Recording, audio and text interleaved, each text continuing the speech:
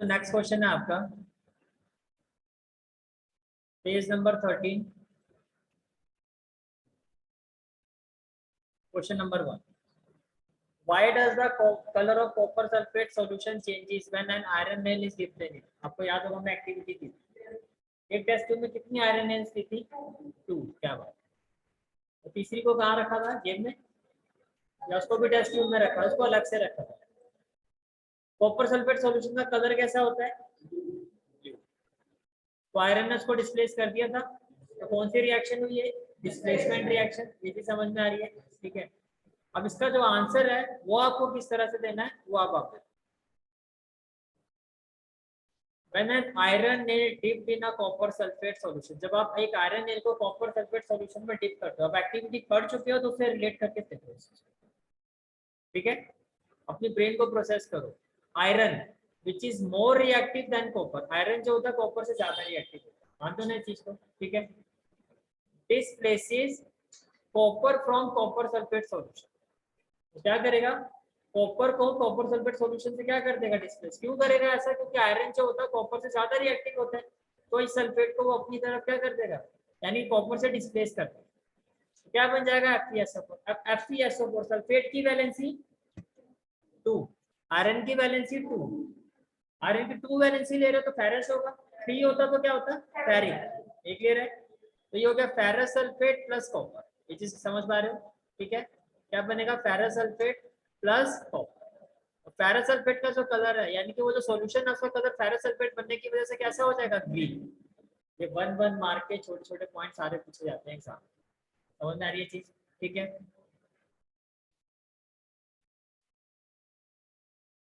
Finally आप इस तरह से प्रेजेंटेशन दोगे, therefore the blue colour of copper sulphate solution fades and green colour appear. Blue colour तो फेड हो जाएगा, वो कौन सा कलर अपीयर होगा, green colour. Is it clear, ठीक है। चलो नेक्स्ट क्वेश्चन पर चलते हैं। नेक्स्ट क्वेश्चन है आपका, give an example of a double displacement reaction. Double displacement reaction में क्या होता है या होती क्या, वेव योर हैंड जल्दी। हाँ जी, क्या होता है,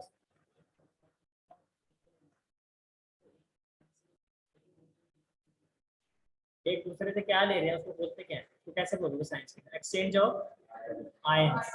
और मैंने इसमें कंफर्ट जोन बताया था, वो याद है सबको, सेम वैलेंसी। +1 वाला चाहता है कि मैं -1 वाले के साथ, +2 वाला चाहता है -2 वाले के साथ। ये समझ पा रहे हो, ठीक है। चलो फिर इसका एग्जांपल देखते हैं। इस तरह से आप अपनी प्रेजेंटेशन दोगे, जो आंसर है आपका वो इस तरह से आप पहले थोड़ा थ्योरेटिकली दोगे, फिर आपको रिएक्शन देंगे, ठीक है। कैसे, आपने जो एग्जांपल दे रहे हो, एक एग्जांपल लिया आपने sodium carbonate that is Na2CO3 react with calcium chloride that is CaCl, this is clear है, ठीक है। टू फॉर्म कैल्शियम कार्बोनेट, अब इसमें क्या हुआ देखो, टू फॉर्म कैल्शियम कार्बोनेट, तो कार्बोनेट किसके पास चला गया, कैल्शियम के पास, एंड सोडियम क्लोराइड, और एक क्लोरीन किसके पास चला गया, सोडियम के पास। उसका रीजन है, सोडियम की वैलेंसी कितनी होती है, वेरी गुड,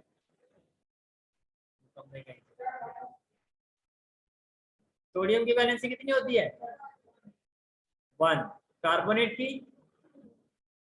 2, -2, कैल्शियम की देख पा रहे हो ना यहाँ पर, ये 2 है तो इसकी होती है +2, क्लोरीन की -1। अब ये माइनस वाला जो 1 है किसके पास जाना चाहेगा, +1 वाले के पास। तो ये देखो NaCl, तो ये आपका एक्वस फॉर्म में होता है, सॉल्यूशन होता है।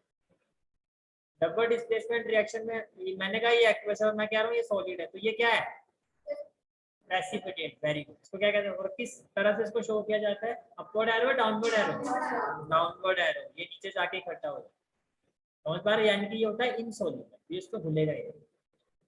That is why double displacement reaction are also called as precipitation reaction। ये चीज समझ पा रहे हो, हाँ जी,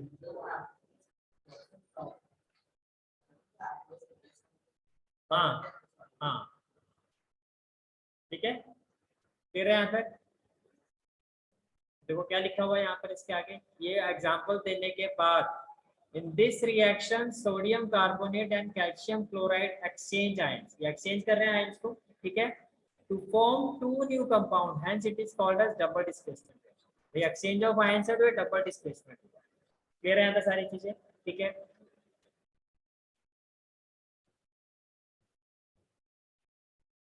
नेक्स्ट क्वेश्चन है आपका, identify the substance that are oxidise and the substance that are reduce. क्या बात है, ये तो आपके मन का क्वेश्चन आ गया, बता सकते हो? एक मिनट, वेट ऑन भाई, यहाँ पर है Na, अभी बैलेंसिंग पे नहीं जा रहा हूँ, Na2। तो सोडियम आपको रिएक्टेंट के बिहाफ पे बात करनी है। ये पहले सोडियम था, सोडियम ऑक्साइड, तो सोडियम में ऑक्सीजन ऐड हो गया, तो यहाँ पर क्या हुआ है, कहना चाहिए दैट सोडियम जो आपका ऑक्सीडाइज्ड हुआ है।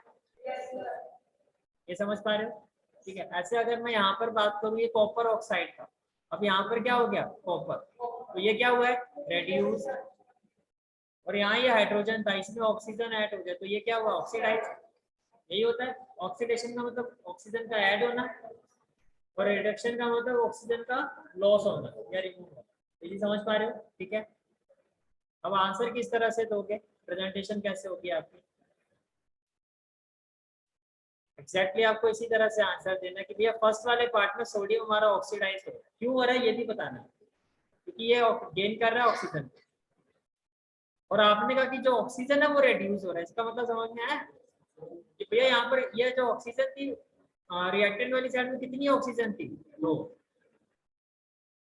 अब एक यहाँ आ गई ना, तो यहाँ से 2 ऑक्सीजन ये कम हो गई, दोनों की दोनों यहाँ चली गई, तो खत्म ही हो गई, ये तो किसके पास चली गई, सोडियम के पास, तो ये वाला ऑक्सीजन जो है रेड्यूस, ये चीज समझ पा रहे हो? ठीक है। फिर नेक्स्ट पार्ट में कैसे दोगे आप answer, copper oxide is reduced to copper, clear है, while hydrogen gets oxidized to water, is it clear? ठीक है। तो ये आपका पेज नंबर 13 था। अब नेक्स्ट क्वेश्चन आंसर हम करेंगे पेज नंबर 14, यानी कि आपके टेक्स्ट बुक एक्सरसाइज। बोलो भाई कौन सा ऑप्शन करेक्ट लग रहा है, और पहले आप लोग वेव योर हैंड, आराम से रिलैक्स होके देखो क्या लग रहा है।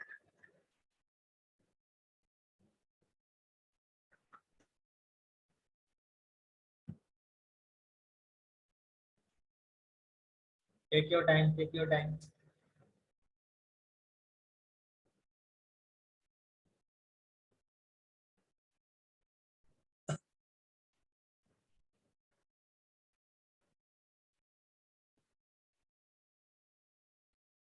वन टू थ्री फोर, हाँ जी आप बताओ। डी पार्ट, डी पार्ट नहीं है यहाँ पर, 1 2 3 4 इनमें से कोई एक ऑप्शन बताओ क्या ठीक है। सेकंड वन, सबको सेकंड लगता है, आप बताओ। फर्स्ट, फर्स्ट और कोई, फर्स्ट और सेकंड हो गए, थर्ड फोर्थ भी बोल दो भाई, तो बेचारे रह गए नहीं। चलो अब चेक करते हैं। देखो क्वेश्चन है आपका, which of the statement about the reaction below are incorrect, इसमें से कौन सी इनकरेक्ट स्टेटमेंट। अब देखो लेफ्ट हैंड साइड में क्या है, ये इसको क्या बोलते हैं, इसको बोलते हैं लेट ऑक्साइड, और आपको पता है ऑक्सीडाइज और रेड्यूस होता है वो रिएक्टेंट होता है, ये समझते हो ना इस चीज को, पहले तो इस चीज को समझो, ये हो गया ऑक्सीडाइज, देख क्लियर है यहाँ तक, ठीक है। और ये क्या है आपका कार्बन, तो लेफ्ट हैंड साइड में जो मेरे रिएक्टेंट है मैंने उनको लिखा, अब यहाँ पर लिखा हुआ लेट इज गेटिंग रेड्यूस, क्या यहाँ पे कहीं लेट है, नहीं है ना, ये ऑप्शन तो खत्म हो गया, गलत है। कार्बन डाइऑक्साइड, यहाँ पे कार्बन डाइऑक्साइड है, रिएक्टेंट जो है वो आपका ऑक्सीडाइज्ड होता है और वही रेड्यूस्ड होता है। आप कार्बन डाइऑक्साइड कह रहे हैं, यहाँ पे कोई कार्बन डाइऑक्साइड है ही नहीं, तो ये ऑप्शन तो वैसे ही गलत हो गई। फिर आप कह रहे हो कार्बन इज गेटिंग ऑक्सीडाइज, अब मैं देख सकता हूँ कि कार्बन है, अब ये ऑक्सीडाइज बनी हो वो चेक कर लेते हैं। यहाँ कार्बन था, प्रोडक्ट में जाके क्या बन गया, कार्बन डाइऑक्साइड, तो यस कार्बन मेरा ऑक्सीडाइज्ड हुआ है, इसमें ऑक्सीजन ऐड हुआ है, ये ऑप्शन तो ठीक है।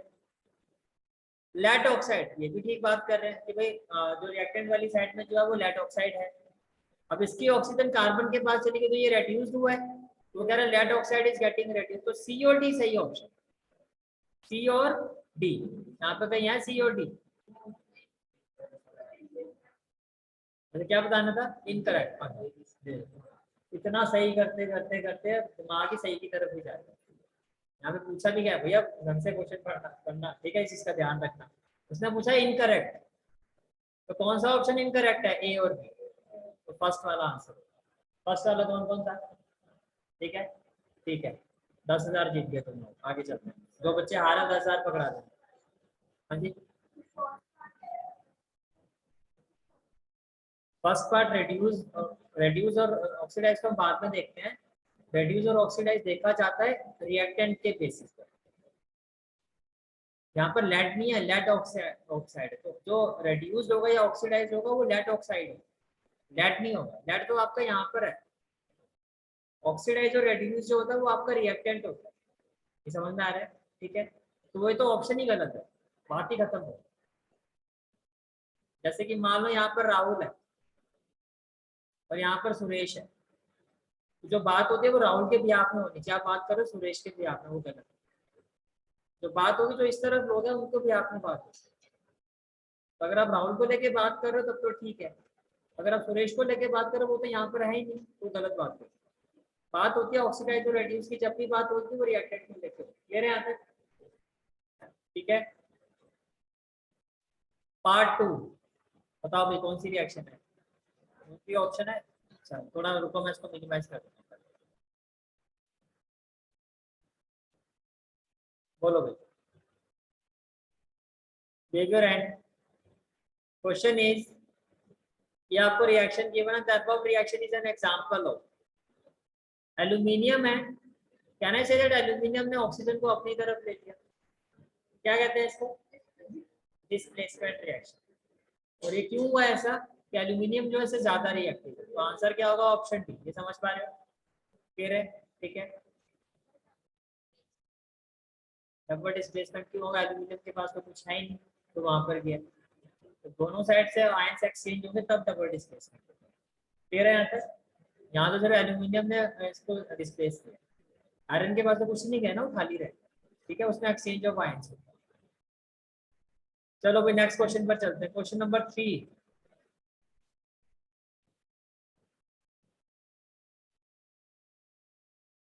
Question number 3 and the question is, what happens when dilute hydrochloric acid is added to iron filling?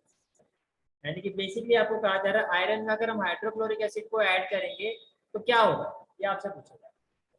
Hydrogen gas and iron chloride are form. अब इस चीज को समझने के लिए पहले तो आपको ये रिएक्शन क्लियर होना चाहिए, पहले मैं आपको रिएक्शन दिखा रहा हूँ। ये रिएक्शन की बात कर, समझ आ रहा है आपको? इस रिएक्शन की बात की जा रही है वो ये है। पहले आप, जब तक आपको रिएक्शन क्लियर नहीं होगा तब तक आप आंसर दे ही नहीं सकते। वो कह रहा है कि आयरन को आपने रिएक्ट किया हाइड्रोजन क्लोराइड के साथ, डाइल्यूट का मतलब एक्वस ले लिया कि वाटर उसमें जाता है, मैंने बताया ना डाइल्यूट का मतलब वाटर कंटेंट जाता है, तो एक्वस है। ठीक है, अब आयरन जो है वो ज्यादा रिएक्टिव होता है हाइड्रोजन से, तो वो क्लोरीन को अपनी तरफ क्या करेगा? डिस्प्लेस करेगा, प्लस H, तो hydrogen gas and iron chloride are produce. ये समझ में आ गया? तो आपका जो आंसर है ऑप्शन में देख लो क्या होगा, ए। तो right answer is option A. समझ पा रहे हो इस चीज को? ठीक है, नेक्स्ट क्वेश्चन है आपका, ये तो आई थिंक आपको टेस्ट में भी दिया था। What is a balance chemical equation? Why should chemical equation be balance? Balance chemical equation क्या है वो तो सबको पता है कि नंबर ऑफ एटम्स, रिएक्टेंट और प्रोडक्ट दोनों में सेम होने चाहिए। क्यों होने चाहिए? उसके पीछे आपका लॉ है, कौन सा लॉ है? लॉ ऑफ कंजर्वेशन ऑफ मास। ये मास ना क्रिएट कर सकते हो ना डिस्ट्रॉय, तो जितना आपका रिएक्टेंट का मास होना चाहिए उतना किसका मास होगा? आपका प्रोडक्ट का होगा। समझ में आ रही है चीज? ठीक है,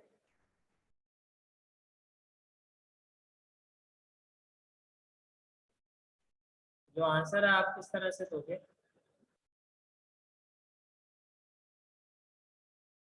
A balanced chemical equation is that which has same number of atoms of each element.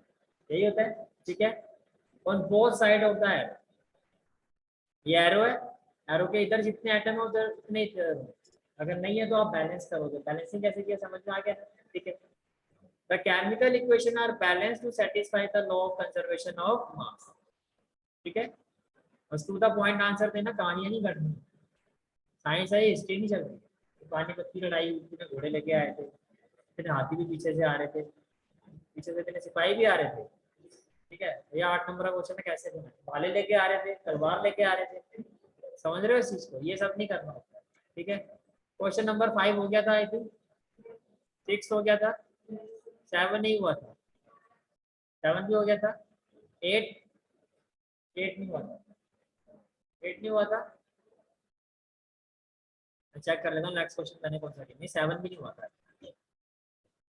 ठीक है, देखो फिर 7 क्वेश्चन क्या है, पहले 7 पर आते हैं। आप right the balance chemical equation, आपको क्या करना, बैलेंस केमिकल इक्वेशन इसका calcium hydroxide plus carbon dioxide. तो कैल्शियम हाइड्रोक्साइड क्या हो जाएगा आपका CaOH, ठीक है। कार्बन डाइऑक्साइड क्या हो जाएगा CO2। What it gives, calcium carbonate CaCO3 और वाटर। ये समझ पा रहे हो, ठीक है। इसी तरह से होगा, अगर आप चेक करो ये ऑलरेडी बैलेंस। कैल्शियम कितने हैं 1, कार्बन कितने हैं यहाँ पर 1, यहाँ भी 1 है। ऑक्सीजन कितने हैं आपके टोटल 3 + 1 4 और 2 + 2 4। बताया था ना, ब्रैकेट का मतलब हो गया कि टोटल 2 है। हाइड्रोजन कितने हैं यहाँ पर 2 और यहाँ पर 2, ये ऑलरेडी बैलेंस। समझ पा रहे हो इस चीज को, ठीक है। अब इतने क्वेश्चन कर चुके हैं तो मैं ज्यादा डिटेल में नहीं जा रहा। नेक्स्ट है आपका zinc Zn, silver nitrate AgNO3 होगा या NO3 ओवरट्वाइस होगा पक्का। अच्छा, जिंक नाइट्रेट ZnNO3 होगा या NO3 ओवरट्वाइस होगा। अच्छा, सिल्वर Ag, अब देखो AgNO3 ये बिल्कुल ठीक है, क्योंकि NO3 की जो वैलेंसी होती है वो कितनी होती है 1, और सिल्वर की वैलेंसी भी 1 होती है, तो ये आपस में AgNO3 है। लेकिन जिंक की जो वैलेंसी होती है वो एक्चुअल में 2 होती है। कितनी होती है 2। जो आपको टेबल बनवाया था ना, अगर वहाँ पे जिंक नहीं लिखा तो वहाँ पे लिख लो या भी लिख लो, कोई नई चीज जो भी आ रही है वो वहाँ पर ऐड कर देता। नाइट्रेट में मैंने लिखवा दिया था आपको, सिल्वर लिखा हुआ है नहीं है तो ये भी लिखो कि सिल्वर की जो वैलेंसी होती है वो 1 होती है, जिंक की होती है 2। और सारे चीज को जिंक की कितनी होती है 2, लिख लिया। पे किसी पेज में लिख लो, उस टेबल में ऐड कर देना, लिख लिया, लिखा हुआ है। नहीं अगर इनकेस मैंने नहीं लिखा, ऐसा मैं तो बोल ही रहा था कि मैंने ऑलमोस्ट सारे कवर कर दिए हैं जो आपके सिलेबस का पार्ट है। अगर कोई चीज रह गई है तो उसको एक बार देखो, या वो टेबल निकाल के रखो, वो जो टेबल बना है उसको निकाल के रखो, ठीक है, चेक करते रहना। अब देखो बैलेंसिंग की बात करते हैं।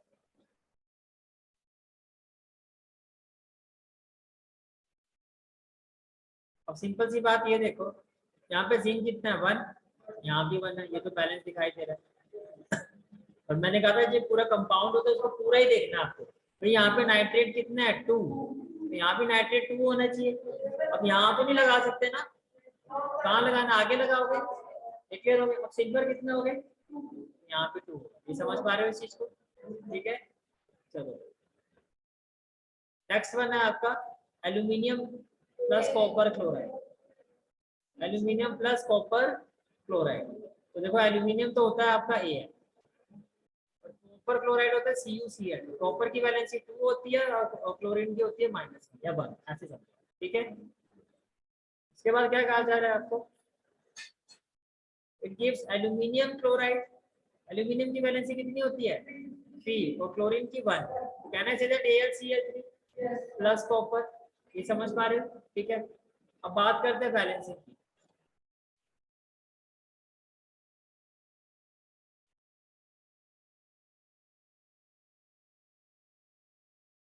देखो जब आप इसको बैलेंसिंग करोगे, सबसे पहले देखो ये जो 1 है ये भी 1 है, कोई दिक्कत नहीं है, ठीक है। यहाँ कॉपर 1 है, ये भी 1 है, कोई दिक्कत नहीं है। यहाँ क्लोरीन कितना है 2 और यहाँ कितना 3।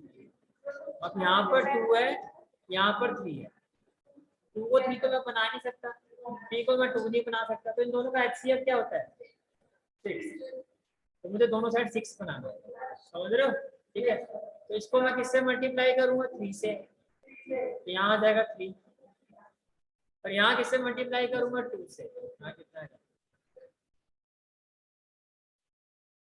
अब यहाँ पर सी कितना हो गया 3, यहाँ पर कितना हो जाएगा 3। एल्यूमिनियम कितना हो गया 2, यहाँ पर हो गया 2। समझ में आ रहा है, क्लियर हो गया आंसर। चले आगे, ठीक है। पार्ट डी क्या है, बैरियम क्लोराइड BaCl2, तो बहुत बार यूज कर चुके हो। Potassium sulphate K2SO4, potassium 1 sulphate 2 होता है K2SO4, ठीक है। It gives barium sulphate BaSO4, potassium chloride KCl। Means ये आपकी क्वेश्चन है। और ये क्या है आपका, इसमें देखो सिर्फ पोटेशियम आपका 2 है, बाकी तो बैलेंस है। सल्फेट सिंगल है, यहाँ भी सिंगल है, बैरियम सिंगल है, यहाँ भी सिंगल है, 1 एटम है। पोटेशियम के पास कितने एटम है 2, तो यहाँ आपने 2 लगा दो। जैसे 2 लगाया तो क्लोरीन भी कितना हो गया 2, और यहाँ देखो ये भी 2 है। समझ में आ रहा है? ठीक है। नेक्स्ट है आपका question number 8। Question number 8, right the balance chemical equation for the following, identify the type of reaction in each case. ये पोटेशियम ब्रोमाइड के दिया, पोटेशियम के, ये हो गया Br। ठीक है, इसकी वैलेंसी भी क्या होती है 1, इसकी भी 1। बैरियम आयोडाइड, आयोडीन की वैलेंसी नहीं लिखी है तो भैया लिख लो, आयोडीन की नहीं लिखी है तो लिख लो। आयोडीन की जो वैलेंसी होती है 1 होती है और बैरियम की 2 होती है, लिखी हुई है। ठीक है, बैरियम की कितनी होती है 2 और आयोडीन की कितनी होती है 1, तो ये हो गया Ba। ये समझ पा रहे हो? ठीक है, चलो जी आगे चलते हैं। What it gives, it gives barium sulphate BaSO4, potassium chloride KCl। समझ में आ गया? ठीक है, अच्छा एक मिनट में ऊपर चला गया। Potassium iodide, potassium iodide, iodine की वैलेंसी कितनी होती है, आयोडीन की 1 होती है, तो पोटेशियम की भी 1 होती है। अच्छी बात है। ठीक है, बैरियम ब्रोमाइड, बैरियम की कितनी होती है 2, ब्रोमाइड की कितनी होती है 1। समझ आ रहा है? तो कहने चाहिए BaBr2, तो ये इस तरह से बनेगा। ठीक है, तो पोटेशियम हाइड्रेट तो Ki होगा, दोनों की वैलेंसी 1 होती है, और ये हो गया BaBr। बैलेंसिंग तो कर लोगे ना फिर यहाँ पे, जब बैलेंसिंग करोगे यहाँ ये आपका इस तरह से होगा। ठीक है, पार्ट बी, जिंक कार्बोनेट। क्या है? Zinc carbonate. तो क्या होगा ZnCO3। अच्छा, इसमें यही पूछा था कौन सी रिएक्शन है, ये डबल डिस्प्लेसमेंट। क्यों है? क्योंकि यहाँ से देखो I और Br एक्सचेंज ऑफ आयंस, साथ में आपको ये भी बताना है वो कौन सी रिएक्शन है। तो कौन सी रिएक्शन है? Double displacement. ये समझ पा रहे हो? ठीक है, नेक्स्ट है आपका zinc carbonate gives zinc oxide plus carbon dioxide. तो देखो जिंक कार्बोनेट हो गया ZnCO3, कार्बोनेट आपको पता है CO3 होता है, तो दोनों की वैलेंसी कितनी होती है 2। ठीक है, गिव जिंक ऑक्साइड, दोनों की वैलेंसी 2 होती है, अगेन कैंसिल आउट होगी। एंड कार्बन डाइऑक्साइड, पहले मुझे बताइए कौन सी रिएक्शन, डिकम्पोजिशन। सिंगल रिएक्टेंट जो है 2 या 2 से ज्यादा प्रोडक्ट में अगर कन्वर्ट हो जाता है तो वो डिकम्पोजिशन रिएक्शन। ये समझ में आ रहा है आपको? ठीक है, ये हो गया डिकम्पोजिशन रिएक्शन। नेक्स्ट वाला देखो तो सिंपल ही है आपका, hydrogen gas plus chlorine gas, तो H2 plus Cl2 gives hydrogen chloride, combination reaction. ठीक है, फिर हम magnesium Mg, hydrochloric acid HCl gives magnesium chloride, magnesium की वैलेंसी 2 होती है, तो MgCl2 प्लस हाइड्रोजन गैस है, देखो ब्रैकेट में तो H2। ये समझ पा रहे हो? ठीक है, अब देखो यहाँ पर क्या हो गया, Cl इसके पास चला गया, why because magnesium is more reactive than hydrogen, displacement reaction और बैलेंसिंग आप जैसे करें। क्लियर है यहाँ तक? ठीक है, नेक्स्ट क्वेश्चन इंपॉर्टेंट क्वेश्चन है आपका, क्वेश्चन है आपका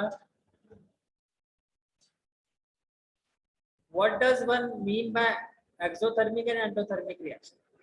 बताओ एक्सोथर्मिक रिएक्शन कौन सी होती है? हाँ जी, इसमें से हीट रिलीज होती है। और एंडोथर्मिक रिएक्शन ऐसी रिएक्शन जिसमें रिएक्टेंट को जब आप हीट, जब तक रिएक्टेंट हीट एब्जॉर्ब नहीं करे तब तक वो रिएक्शन नहीं होती। रिएक्टेंट प्रोडक्ट में तभी चेंज होगा जब वो हीट को क्या करेगा, गेन करेगा या एब्जॉर्ब करेगा। समझ रहे हो इस चीज को? गिव एग्जांपल, तो आपकी जो प्रेजेंटेशन होगी आंसर की किस तरह से दोगे आप? First of all when heat is evolve, जब हीट इवॉल्व होती है, इवॉल्व होता है निकलना, इवॉल्व का मतलब प्रोडक्ट वाली साइड में हीट एनर्जी है। During a reaction is called exothermic reaction. देखो प्रोडक्ट वाली साइड में आके प्लस हीट, यानी हीट एनर्जी इवॉल्व हो रही है। इवॉल्व होने का मतलब उस रिएक्शन के होने के बाद उसमें से हीट एनर्जी निकलेगी। And when heat is involve का मतलब जो रिएक्टेंट है उसको जब आप हीट दोगे तब वो प्रोडक्ट में चेंज होगा। ये देखो एरो के ऊपर है ना, ये हीट का साइन है, यानी कैल्शियम कार्बोनेट को जब आपने हीट किया then it converted to calcium oxide and carbon dioxide. So this is an example of exothermic reaction. Sorry, ये एंडोथर्मिक है भाई, ये एरर है यहाँ पर क्या लिखना है आपको, एंडोथर्मिक रिएक्शन, एंडोथर्मिक रिएक्शन। ये समझ पा रहे हो? ठीक है।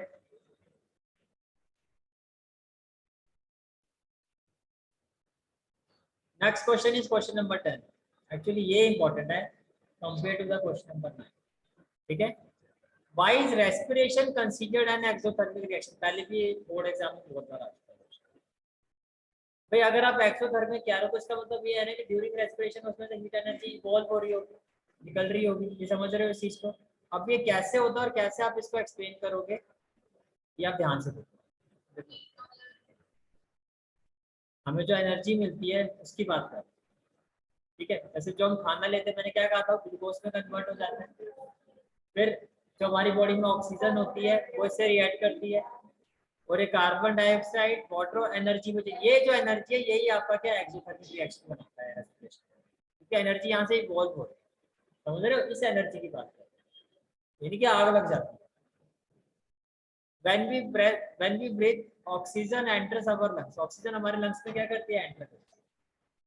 then carry to millions of cells, हमारी बॉडी में मिलियंस ऑफ सेल्स होते हैं, ठीक है, present in our body. Oxygen react with glucose. अब ये जो ऑक्सीजन है किसके साथ रिएक्ट करती है, ग्लूकोज के साथ। जो हम खाना खाते हैं वो किसमें कन्वर्ट हो जाता है, ग्लूकोज। तो वो खाना फिर इस ऑक्सीजन के साथ क्या करता है, रिएक्ट। ये समझ पा रहे हो? ठीक है। और वो क्या हो जाता है, ऑक्सीडाइज हो जाता है to produce carbon dioxide, water with liberation of heat energy. Hence क्योंकि एनर्जी इवॉल्व हो रही है, it is considered as exothermic reaction. समझ पा रहे हो इस चीज को? ठीक है। Next question is question number 11. Why are decomposition reaction called the opposite of combination reaction? Decomposition reaction को हम combination reaction का opposite क्यों कहते हैं? Opposite होता है क्योंकि अभी अब आप ये बता देना, क्योंकि opposite होता है तो कहते हैं। समझ रहे हो इस चीज को? भाई decomposition में क्या होता है, एक रिएक्टेंट दो या दो से ज्यादा प्रोडक्ट में चेंज हो जाता है। कॉम्बिनेशन में क्या होता है, दो रिएक्टेंट दो से ज्यादा वो एक प्रोडक्ट में चेंज हो जाता है।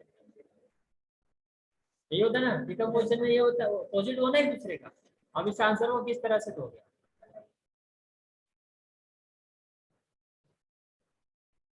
आप आंसर इस तरह से दोगे, the decomposition reactions are those in which a compound breaks down। compound decomposition में तो compound break हो जाता है, एक रिएक्टेंट होता है जो ब्रेक हो जाता है to form two or more substances, दो या दो से ज्यादा सब्सटेंसेस बनाता है। ये समझ पा रहे हो? ठीक है। These reactions require a source of energy to proceed। मानते हो भाई, जो डिकम्पोजिशन रिएक्शंस होते हैं उनको एनर्जी की रिक्वायरमेंट होते हैं, in form of electricity, in form of sunlight, in form of heat. है ना थर्मल डिकम्पोजिशन, इलेक्ट्रोलिसिस, इस तरह से पढ़ा था आपने, ठीक है, या photolytic reactions. Thus they are the exact opposite of combination reaction in which two or more substances combine to give a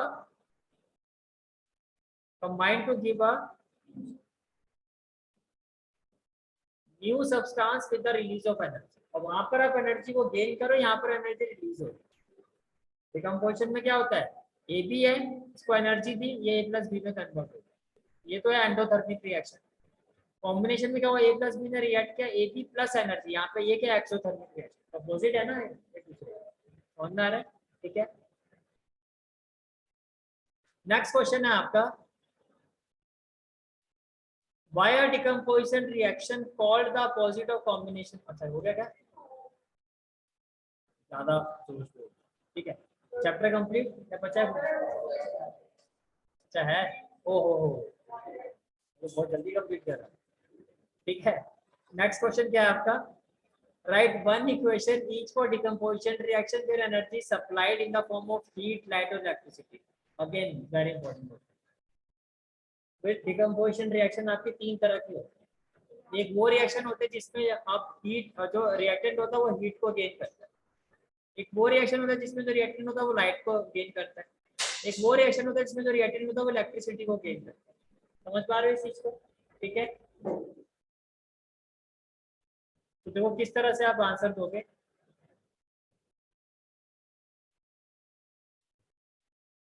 जब हीट को गेन करता है रिएक्टेंट तो उसको कहा जाता है thermal decomposition.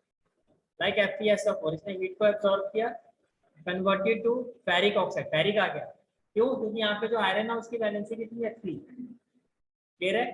Plus sulphur dioxide plus sulphur trioxide. तो ये एग्जांपल हो गया जब रिएक्टेंट जो है हीट को एब्सॉर्ब करता है। देन डिकम्पोजिशन बाय लाइट, इसको फोटोलिटिक रिएक्शन भी कहते हैं। सनलाइट जब इस पर पड़े, कहते हैं ना चाइना डिस्टोन में सिल्वर क्लोराइड को लिया था, तो सनलाइट जैसे इसके ऊपर सनलाइट फॉल करता है, सनलाइट ने फॉल किया, it converted to silver plus chloride. ठीक है, और थर्ड वाला क्या है? In the presence of electricity, तो decomposition by electricity. Al2O3, electricity जैसे इसने एब्सॉर्ब किया, क्या हो गया? एल्यूमिनियम प्लस ऑक्सीजन, या वाटर वाला दे सकते हैं H2O in the presence of electricity converted to hydrogen gas plus chlorine gas। Clear हो गया? ठीक है, from the next class we'll proceed with the remaining question।